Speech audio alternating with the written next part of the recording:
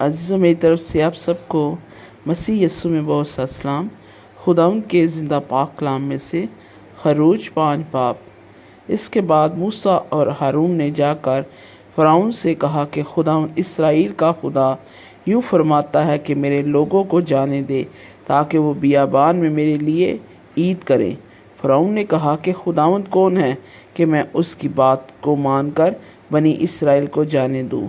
मैं खुदावंद को नहीं जानता और मैं बनी इसराइल को जाने भी नहीं दूँगा। तब उन्होंने कहा कि इब्रानियों का खुदा हमसे मिला है, सो हमको इजाज़त दे कि हम 3 दिन की मंजिल बियाबान में जाकर खुदावंद अपने खुदा के लिए कुर्बानी करे, ता ना हो कि वो हम में वबा भेज दे या हमको तलवार से मरवा दे। तब मिस्र के बादशाह ने उनको कहा, ए मूसा और ए हारून, तुम क्यों इन लोगों को इनके काम से छुड़ाते हो? तुम जाकर अपने अपने बोझ को उठाओ। और फ़िरौन ने ये भी कहा, देखो ये लोग इस मुल्क में बहुत हो गए हैं और तुम इनको इनके काम से बिठाते हो। और उसी दिन फ़िरौन ने बेगार लेने वालों और सरदारों को जो लोगों पर थे हुक्म किया कि अब आगे को तुम इन लोगों को ईंटें बनाने के लिए भूस ना देना जैसे अब तक देते रहे।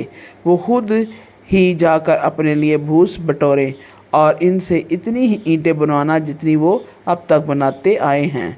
तुम उसमें से कुछ ना घटाना, क्योंकि वो काहिल हो गए हैं। इसीलिए चिल्ला चिल्ला कर कहते हैं कि हमको जाने दो कि हम अपने खुदा के लिए कुर्बानी करें। सो इनसे ज़्यादा सख्त मेहनत ली जाए ताकि काम में मशगूल रहें और झूठी बातों से दिल ना लगाएं।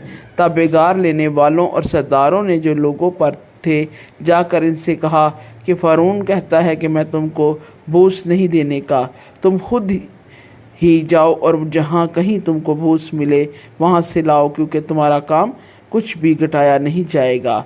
चुनांचे वो लोग तमाम मुल्क मिस्र में मारे मारे फिरने लगे कि भूस के इवज़ ढूंढी जमा करें। और बेगार लेने वाले ये कहकर जल्दी कराते थे कि तुम अपना रोज़ का काम जैसे भूस या करते थे अब भी करो। और बनी इसराइल में से जो फ़िरौन के बेगार लेने वालों की तरफ से इन लोगों पर सरदार मुकर्रर हुए थे, उन पर मार पीट और उनसे पूछा गया कि क्या सबब है कि तुमने पहले की तरह आज और कल पूरी ईंटें नहीं बनाई।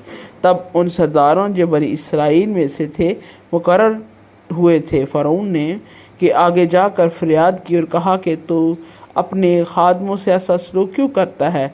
तेरे खादमों को भूस तो दिया नहीं जाता और वो हमसे कहते रहते हैं कि ईंटें बनाओ, और देख तेरे खादिम मार भी खाते हैं, पर कसूर तेरे लोगों का है।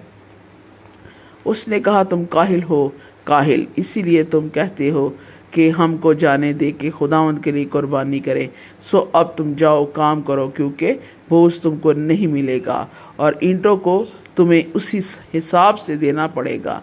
जब बनी इसराइल के सरदारों से ये कहा गया कि तुम अपनी ईंटों और रोज़मर्रा के काम में कुछ भी कमी नहीं करने पाओगे, तो वो जान गए कि वो कैसे वबा में फंसे हुए हैं।